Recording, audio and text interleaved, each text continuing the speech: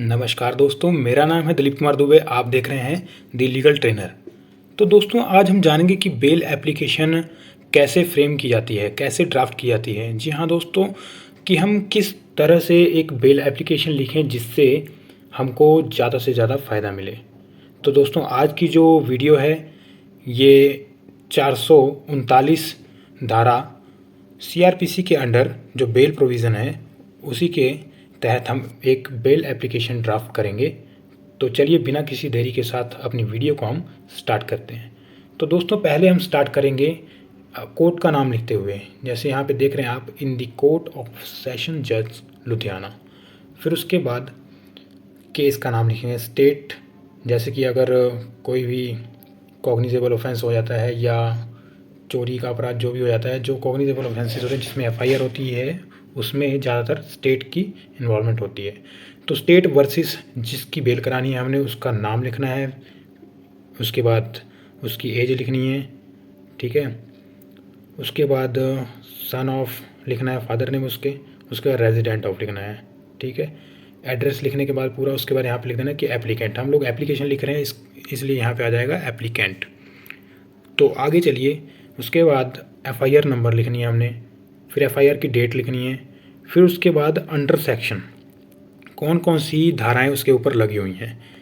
तो दोस्तों, हम उसकी धाराएं भी लिखेंगे, जो जो उसको धाराएं लगी हुई हैं आईपीसी के तहत। उसके बाद पुलिस स्टेशन लिखेंगे, कौन सा पुलिस स्टेशन लग रहा है, फिर हम एरिया लिख देंगे, ठीक है दोस्तों। उसके बाद एक हम हेडिंग बनाएंगे कि हम लोग ये एप्लीकेशन लिख क्यों रहे हैं, किस चीज़ के लिए लिख रहे हैं। तो यहाँ पे एप्लीकेशन की हेडिंग जो बनी हुई है, bail application under section 439 CrPC for grant of regular bell of the applicant accused. फिर डेट ऑफ अरेस्ट डालेंगे। तो जैसे दोस्तों आपको पता ही होगा, 439 में special power of sessions court और हाई कोर्ट का दिया हुआ है। तो हम लोग ये सेशन कोर्ट में पहले लगाएंगे, उसके बाद अगर वहाँ से हमको बेल नहीं मिलती है तो हम हाई कोर्ट में अप्रोच करेंगे। तो दोस्तों, उसके बाद एक नोट लिखेंगे हम लोग। नोट में देखिए क्या लिखा हुआ है, this is the first bail application of the applicant accused in the above noted case. No such bail application is either pending or has been decided by any court of law. ठीक है दोस्तों। Next हम चलेंगे, हम लोग sir या madam यहाँ पे यूज़ कर सकते हैं, पर ज़्यादातर हम लोग सर ही यूज़ करते हैं। फिर उसके बाद the applicant respectfully submits as under, कि अब एप्लीकेंट जो है वो क्या सबमिट करना चाहता है। फिर हम लोग ये लाइन हमेशा लिखते हैं कि the applicant respectfully submit as under. तो फर्स्ट पैरा में क्या हमने लिखा हुआ है, that the applicant accused is quite innocent and has been falsely implicated in the above noted case. हम लोगों ने, अगर वो उसने चाहे गलती की हो चाहे ना की हो, हमको तो यही ना साबित करना है कि जो अक्यूज्ड है वो उसमें गलत तरीके से फंसाया गया है। तो हमने सबसे पहली ही लाइन में अपना क्या लिख दिया कि वह इनोसेंट है एंड गलत तरीके से उसको उसमें फंसाया गया है। Second para, that the applicant accused has not committed any offence. सीधे डिक्लाइन कर देना है कि उसने कोई ऑफेंस किया ही नहीं है, कमिट ही नहीं किया है। The prosecution allegations are false and concocted one, कि उसके जो प्रोसिक्यूशन के एलिगेशंस हैं वो फॉल्स हैं और बनाए हुए हैं अपनी तरफ से।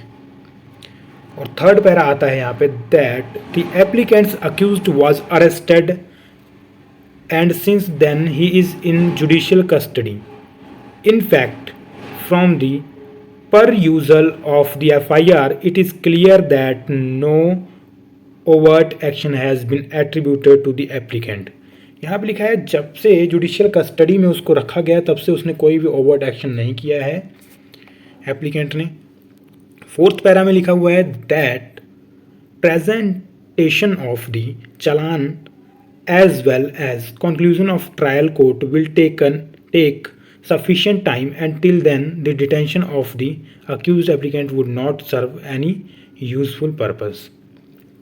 इसमें ये कहा गया है कि जो चालान है, the presentation of challan as well as conclusion of trial court will take sufficient time. Until then the detention of the accused will not serve any useful purpose, कि तब जब तक ट्रायल और चालान पेश होता है तब तक उसको वहाँ पे रखने का, मतलब एप्लीकेंट जो अक्यूज्ड है उसको डिटेंशन करने का कोई ऐसा पर्पज़ सही लग नहीं रहा है। तो 5th पैरा में देखते हैं क्या लिखा हुआ है, that the applicant accused is no more required by the concerned police for further investigation.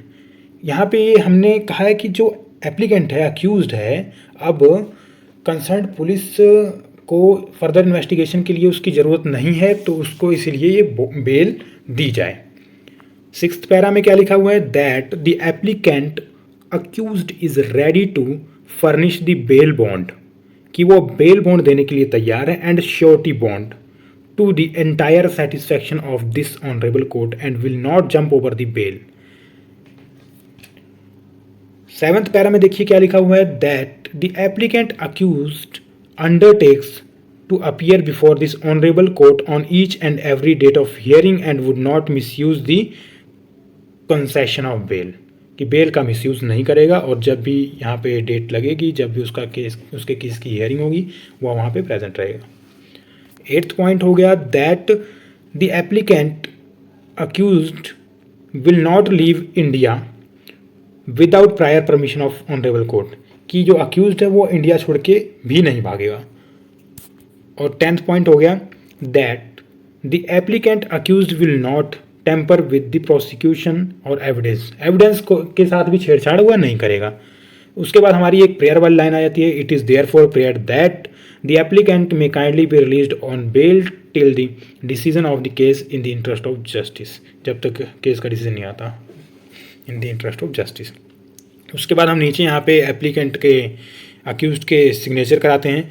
Accused तो जेल में है, अब आप पूछें कि अक्यूज्ड के सिग्नेचर कैसे हो सकते हैं, तो अक्यूज्ड तो जेल में है, तो यहाँ पे अक्यूज्ड का कोई भी रिलेटिव हो वो सिग्नेचर करेगा। उसके बाद नीचे एडवोकेट के सिग्नेचर हो जाते हैं।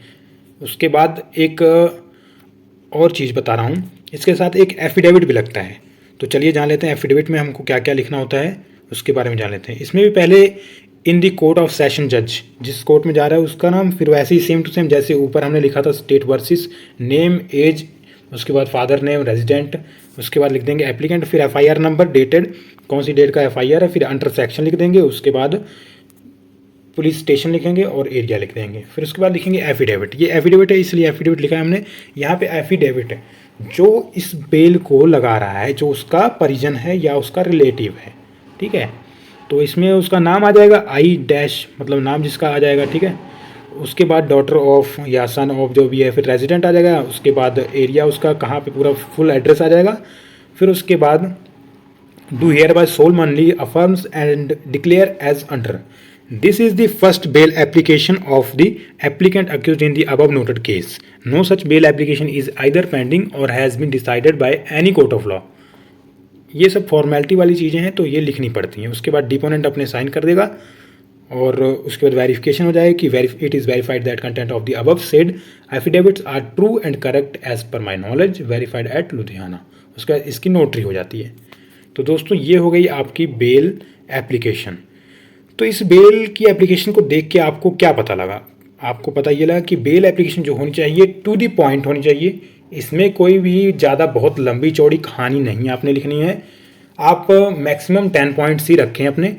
10 पॉइंट्स में आप किसी भी पॉइंट का 5-6 लाइन से ज़्यादा किसी भी पॉइंट को ना एक्सप्लेन करें, क्योंकि वो फिर बहुत बड़ा हो जाता है और इससे बैड इफ़ेक्ट भी पड़ता है।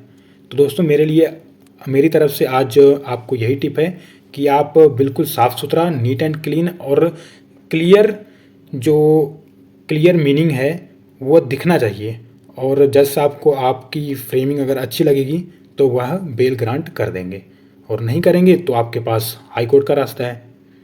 तो इसी के साथ मैं अपनी वीडियो को यहीं पे ख़त्म करता हूँ और आशा करता हूँ आपको यह वीडियो बहुत अच्छी लगी हो। अगर अच्छी लगी हो तो आप लाइक कर दें, सब्सक्राइब कर दें मेरे चैनल को और शेयर कर दें इस वीडियो को।